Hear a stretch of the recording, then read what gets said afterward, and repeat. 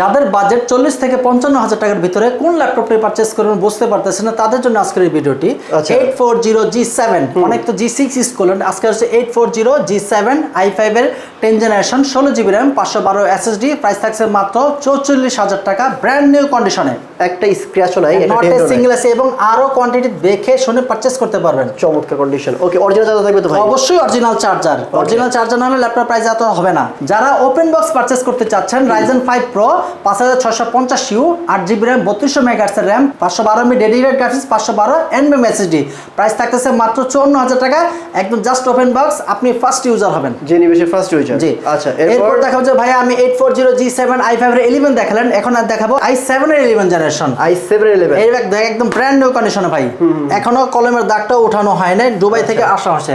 এটার প্রাইস থাকতেছে মাত্র 54,000 টাকা, i5 এর 11 generation, 16GB RAM, 512 NVMe SSD, V processor, V pro supported.